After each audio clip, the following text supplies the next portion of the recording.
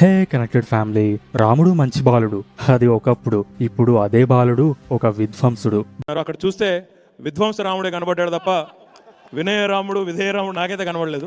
బలవంతుడు బలహీనుని ఓడించడం ఆనవాయితీ. బట్ ఫర్ ఏ చేంజ్ ఆ బలహీనుడే బలవంతుడితో పోరాడి గెలిస్తే అప్పుడు వాన్నే హీరో అని అంటారు. అంటే బేసికల్ గా టిపికల్ కమర్షియల్ మూవీస్ లో లాగా విలన్ ని కమెడియన్ గా చూపించి హీరో విలన్ మీద గెలిస్తే అప్పుడు యాక్చువల్లీ హీరో కమెడియన్ అవుతాడు. బట్ హీరోని నార్మల్ లెవెల్లో చూపించి విలన్ ని తనకంటే చాలా పవర్ఫుల్ గా చూపిస్తే అప్పుడు ఆ సింపుల్ మ్యాన్ విలన్ తో గెలిచినప్పుడు తను అసలైన హీరో అవుతాడు. అంటే విలన్ ని ఎంత స్ట్రాంగ్ గా చూపిస్తే హీరో అంత పవర్ఫుల్ అవుతాడు. రాజమౌళి గారి మూవీస్ లో ఇది మనం యూజువల్ గా చూస్తుంటాం. హీరోని నార్మల్ గా విలన్ ని తనకంటే 10 times పవర్ఫుల్ గా చూపిస్తాడు. ఇక వాళ్ళిద్దరి మధ్య జరిగే రైవల్రీ చూస్తున్నప్పుడు విలన్ మీద హీరో గెలిచినప్పుడు మనకి ఒక హై వస్తుంది. ఇప్పుడు కొంచెం వెనక్కి వెళ్తే ఒకప్పుడు విలన్స్ అంటే వేరే ఇండస్ట్రీ నుండి మోస్ట్లీ ముంబై నుండి హిందీ యాక్టర్స్ ని దింపేవాళ్ళు. వాళ్ళకి వచ్చి రాని తెలుగు డబ్బింగ్ తో మూవీ చూస్తున్నప్పుడు చాలా ఆడ్గా కనిపించేది. విలన్స్ అనగానే హీరోయిన్ ఇబ్బంది పెట్టాలి, ఎదురొచ్చినోడిని వేసుకుంటూ పోవాలి, హీరో ఫ్యామిలీని యూజ్ చేసుకుని బ్లాక్ మెయిల్ చేయాలి, దుబాయ్ షేక్ మీకు దండం పెడుతుందయ్యా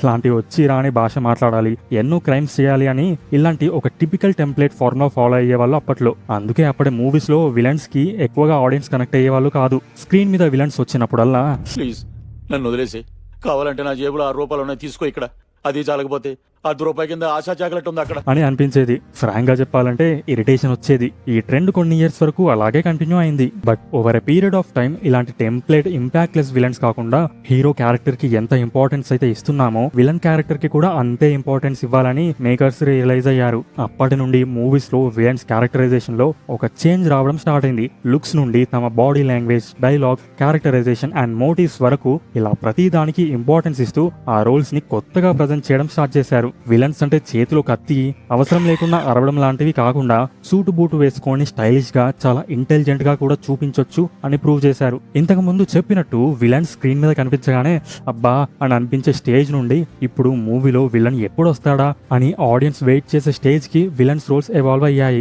విలన్ అంటే జస్ట్ హీరో చేత దెబ్బలు తినడానికి పనికొచ్చే ఒక మెటీరియల్ లాగా కాకుండా ప్రొటాగనిస్ట్ కి ఈక్వల్ ఇంపార్టెన్స్ ఇస్తూ తమకే టఫ్ ఫైట్ ఇచ్చే ఒక పవర్ఫుల్ క్యారెక్టర్స్ లాగా మారాయి. సో ఎప్పుడైతే యాంటాగనిస్ట్ క్యారెక్టర్ కి ఆ స్క్రీన్ ప్రెజెన్స్ కి ఇంపార్టెన్స్ అండ్ వాల్యూ పెరిగిందో అప్పటి నుండి మేకర్స్ విలన్ కోసం జస్ట్ ర్యాండమ్ యాక్టర్ ని క్యాస్ట్ చేసుకోకుండా హీరోకి ఈక్వల్ కాంపిటీషన్ ఇవ్వాలంటే అవతల కూడా ఒక హీరో లెవెల్ పర్సనాలిటీ ఉండాలి అని డైరెక్ట్ గా హీరోస్ నే విలన్స్ లాగా క్యాస్ట్ చేసుకోవడం స్టార్ట్ చేశారు. ఒకప్పుడు గోపిచంద్ గారు కూడా లీడ్ యాక్టర్ గా చేస్తున్న టైంలోనే విలన్ రోల్స్ లో కూడా యాక్ట్ చేశారు. మోస్ట్లీ ఆ టైంలో ఏ లీడ్ యాక్టర్ కూడా అలా నెగటివ్ రోల్స్ చేయడానికి యాక్సెప్ట్ చేయలేదు. తర్వాత కాస్త గ్యాప్ వచ్చింది. ఇక ఆ టైంలో హీరోస్ కాకపోయినా అట్లీస్ట్ ఆ range popularity, experience and talent ఉన్న మోస్ట్ వర్సటైల్ యాక్టర్ అయిన ప్రకాష్ రాజ్ గారిని నెగటివ్ రోల్స్ లో తీసుకునేవారు. ఇక అలాగే సోను సూద్, ఆశిష్ విద్యార్థి, ప్రదీప్ రావత్, సాయాజీ షిండే, ముఖేష్ రిషి ఇలా చాలా మంది non Telugu actors villains roles లో మన తెలుగు ఫిల్మ్ ఇండస్ట్రీని ఆల్మోస్ట్ ఒక డెకేడ్ వరకు రూల్ చేశారు. అండ్ మన తెలుగు యాక్టర్స్ కి వస్తే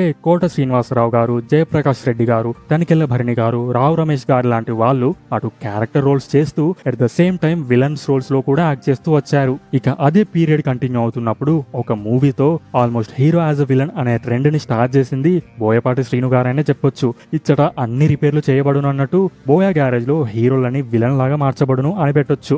లెజెండ్ మూవీతో ఒకప్పుడు మంచి లీడ్ యాక్టర్ అయిన జగపతి బాబు గారిని బాలకృష్ణ గారికి ఆపోజిట్ గా ఒక పవర్ఫుల్ విలన్ క్యారెక్టర్ లాగా టీఎఫ్ఐ కి ఇంట్రడ్యూస్ చేశారు. సైలెంట్ అయిపోయిన తన కెరియర్ కి ఒక మంచి పవర్ఫుల్ కంబ్యాక్ ఇచ్చి తన గ్రాఫ్ ని మళ్ళీ ఒక్కసారిగా అని పెరిగేలా చేశాడు. అప్పటి నుంచి స్టార్ట్ అయింది లెజెండ్, నాన్నకు ప్రేమతో, అరవింద సమేత వీరరాఘవ, రంగస్థలం, మహర్షి, గుంటూరు కారం, సలార్, పుష్ప 2 వరకు ఇలా ఎన్నో మూవీస్ లో పవర్ఫుల్ విలన్ లాగా కనిపిస్తూ మన తెలుగులోనే కాకుండా మిగతా లాంగ్వేజ్ మూవీస్ లో కూడా ఇలా ఎన్నో వర్సటైల్ యాంటగనిస్ట్ రోల్స్ చేస్తూ వస్తున్నారు. ఇక అదే బోయా గ్యారేజ్ లో సరైనోడుతో ఆది పినిశెట్టి, అఖండతో శ్రీకాంత్ గారు విలన్స్ లాగా తయారయ్యారు. అయితే మన ఫేడెడ్ యాక్టర్స్ ని విలన్స్ లాగా రీఇంట్రడ్యూస్ చేయడం ఒక ట్రెండ్ అయితే ఇప్పుడు కరెంట్లీ యాక్టివ్ గా ఉన్న స్టార్స్ నే విలన్స్ లాగా చూపించడం కొత్త ట్రెండ్ అయింది. బికాస్ అప్పుడే డైరెక్టర్స్ వాళ్ళు రాసుకున్న పవర్ఫుల్ యాంటాగనిస్ట్ రోల్స్ జస్టిఫై అవుతుందని నమ్ముతున్నారు. అయితే వాళ్ళ ఓన్ ఇండస్ట్రీ యాక్టర్స్ ని కాకుండా వేరే లాంగ్వేజ్ ఇండస్ట్రీ యాక్టర్స్ ని విలన్స్ లాగా ఇంపోర్ట్ చేసుకోవడం స్టార్ట్ చేశారు. మన తెలుగులో చూసుకుంటే ఈగ మూవీలో కన్నడ స్టార్ అయిన సుదీప్ ని విలన్ లాగా చూపించారు రాజమౌళి గారు. అండ్ సన్ ఆఫ్ సత్యమూర్తిలో అనదర్ కన్నడ స్టార్ అయిన ఉపేంద్ర గారిని విలన్ రోల్ లో క్యాస్ట్ చేసుకున్నారు. అలాగే ధ్రువాలో అరవింద స్వామి గారు, సవ్యసాచిలో ఆర్ మాధవన్ గారు, లైలో అర్జున్ గారు, పుష్పలో ఫహాద్ ఫాజిల్ గారు and next Rajamouli and Mahesh Babu కాంబోలో వస్తున్న మూవీలో పృథ్వీ పృథ్వీరాజ్ సుకుమారన్ గారు ఇలా మిగతా లాంగ్వేజ్ స్టార్స్ ని మన తెలుగులో యాంటాగనిస్ట్ క్యారెక్టర్స్ లాగా పర్ఫెక్ట్ గా క్యాస్ట్ చేసుకుంటున్నారు మేకర్స్. అంతేకాకుండా ఈ లిస్ట్ లో బిగ్గెస్ట్ థింగ్ ఏంటంటే కల్కి మూవీలో కమల్ హాసన్ గారు లాంటి బిగ్గెస్ట్ లెజెండరీ యాక్టర్ కూడా యాంటాగనిస్ట్ రోల్ చేయడం. It was really never expected. అసలు ప్రభాస్ కి ఆపోజిట్ గా కమల్ హాసన్ గారు యాక్ట్ చేస్తున్నారు అనే విషయాన్ని డైజెస్ట్ చేసుకోవడానికే కాస్త టైం పట్టింది. అండ్ తమిళ్లో అయితే రోబో 2.0 మూవీలో అక్షయ్ కుమార్ గారిని అండ్ విక్రమ్ లో అయితే డైరెక్ట్ గా సూర్య గారినే విలన్స్ లాగా క్యాస్ట్ చేసుకున్నారు. అండ్ ఆల్సో ఒక మూవీలో రజనీకాంత్ గారు కూడా విలన్ లాగా యాక్ట్ చేశారు. అదే మూవీయో తెలిస్తే కామెంట్ చేయండి. అయితే ఇదంతా వేరే లాంగ్వేజ్ ఇండస్ట్రీ యాక్టర్స్ మన తెలుగులో విలన్స్ లాగా చేసిన లిస్ట్. బట్ మన Telugu actors with in our industry చేయలేదా అంటే వెరీ రేర్ గా. లైక్ వీలో నాని, గ్యాంగ్ లీడర్ లో కార్తికేయ,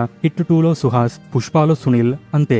హానెస్ట్ గా చెప్పాలంటే మన Telugu stars pure villain roles ఎప్పుడూ చేయలేదు. ఫర్ ఎగ్జాంపుల్ వి మూవీలో నాని ఇనీషియల్ గా ఒక సైకో కిల్లర్ లాగా నెగటివ్ రోల్ లో కనిపించిన తన బ్యాక్ స్టోరీలో ఒక ఆర్మీ లాగా చూపించి తన క్రైమ్స్ వెనకాల ఉన్న మోటివ్స్ కి ఒక క్లియర్ జస్టిఫికేషన్ ఇచ్చారు. అండ్ టైగర్ నాగేశ్వరరావు మూవీలో కూడా రవితేజ గారు ఒక క్రూయల్ దొంగ అని ఇనీషియల్ గా చూపించి తర్వాత అదంతా ఒక ఊరి కోసం చేస్తున్నాడు అని మళ్ళీ ఒక సేవియర్ ట్రోప్ టెంప్లెట్ ఫాలో అయ్యారు. సో ఇలా ఏదో ఒక జస్టిఫైయింగ్ బ్యాక్ స్టోరీ చూపించి మళ్ళీ విలన్ టు హీరో లాగా ప్రొజెక్ట్ చేశారు తప్ప కంప్లీట్ నెగటివ్ షేడ్స్ ఉన్న క్యారెక్టర్ లాగా ఎవరూ చేయలేదు. అయితే ఇలాంటి నెగటివ్ రోల్స్ చూస్ చేసుకోవడం అందరికీ వర్కౌట్ అవుతుందని చెప్పలేం. And some times risky decision అనే చెప్పొచ్చు. సపోజ్ కమ్బ్యాక్ కోసం చూసే యాక్టర్స్ లేదా కరెంట్లీ యాక్టివ్ గా ఉన్న ఎస్టాబ్లిష్డ్ స్టార్స్ అయితే పర్లేదు. ఫేడెడ్ యాక్టర్స్ కి మళ్ళీ మంచి స్ట్రాంగ్ కమ్బ్యాక్ లాగా హెల్ప్ అవుతుంది.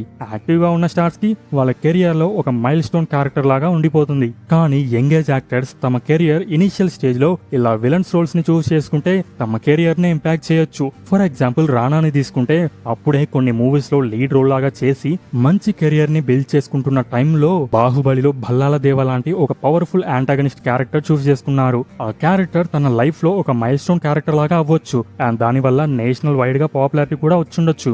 బట్ లేటర్ తన కెరియర్ లో ఇటు ప్యూర్ విలన్ రోల్స్ చేయలేక అటు ప్యూర్ లీడ్ రోల్స్ ఆపర్చునిటీస్ రాక కాస్త సైలెంట్ అయిపోవాల్సి వచ్చింది. ఇప్పుడు కరెంట్ విషయానికి వస్తే ఫైనల్లీ మన Telugu biggest stars first time pure antagonist roles చేయబోతున్నారు. వార్ 2లో ఎన్టీఆర్ గారు అండ్ కూలీలో నాగార్జున గారు. రీసెంట్ గా నాగార్జున గారు కుబేరాలో గ్రే షెడ్ క్యారెక్టర్ చేసి ఒక కొత్త టైప్ ఆఫ్ ఎక్స్పీరియన్స్ ఇచ్చారు అండ్ ఆఫ్టర్ లాంగ్ టైం కుబేరాతో ఒక ఫుల్ సాటిస్ఫాక్షన్ ఇచ్చాడు. ఇప్పుడు కూలీలో ప్యూర్ యాంటాగనిస్ట్ రోల్ చేయబోతున్నాడు. ఇన్ఫాక్ట్ ఆ రోల్ యాక్సెప్ట్ చేయడానికి కూడా నాగార్జున గారు చాలా ఆలోచించారంట. ఇప్పటి వరకు లీడ్ రోల్స్ లో చేసి ఫ్యామిలీ మూవీస్ చేసి సడన్ గా ప్యూర్ విలన్ రోల్ అంటే ఇంతకు ముందు చెప్పినట్టు ఒక రిస్కీ డెసిజన్ అనే చెప్పొచ్చు. బట్ లోకేష్ కనగరాజ్ ఎలాగో అలా తన స్క్రిప్ట్ తో ఫైనల్లీ కన్విన్స్ చేశాడు. ఒక్క ఫస్ట్ లుక్ పోస్టర్ తోనే మూవీ మీద హైప్ అండ్ ఎక్స్పెక్టేషన్స్ ఎక్కడికో తీసుకెళ్లాడు. ఇలాంటి స్క్రీన్ ప్రెజెన్స్ ఉన్న యాక్టర్ ని ఇంతవరకు మన తెలుగు డైరెక్టర్స్ ప్రాపర్ గా యూజ్ చేసుకోలేదు అని అనిపించింది.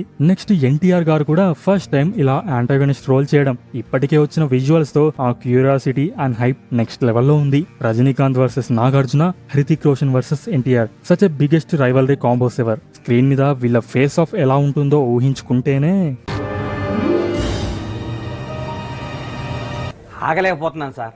ఆశతో ఆతృతగా ఉంది, సంతోషంగా ఉంది. ఇప్పటికే 2 మూవీస్ మీద బిల్డ్ అయిన హైప్ పీక్స్ లో ఉంది అండ్ దాంట్లో almost more than 50% of credits just వీళ్ళిద్దరికే ఇచ్చేయొచ్చు. మన తెలుగు స్టార్స్ జస్ట్ తెలుగు ఇండస్ట్రీలోనే కాకుండా అదర్ ఇండస్ట్రీస్ లో కూడా తమ డామినేషన్ ని చూపిస్తుంటే ఎక్కడ లేని హై వస్తుంది. అండ్ ఫ్యూచర్ లో ఎల్సీయూలో రోలెక్స్ లాగా సూర్యాని, రామాయణ మూవీలో రావణ లాగా యష్ ని ప్యూర్ యాంటాగనిస్ట్ రోల్స్ లో చూడబోతున్నాం. సో ఇలాగే హీరో టు విలన్ అనే ట్రెండ్ ని మేబీ ఫ్యూచర్ లో మనం ఇంకా ఎక్కువగా చూడొచ్చు. ఇఫ్ ఇలాగే కంటిన్యూ అయితే ఏ స్టార్ యాక్టర్ ని మీరు విలన్ లాగా చూడాలి అని అనుకుంటున్నారో కామెంట్ చేయండి. And that's all for this video.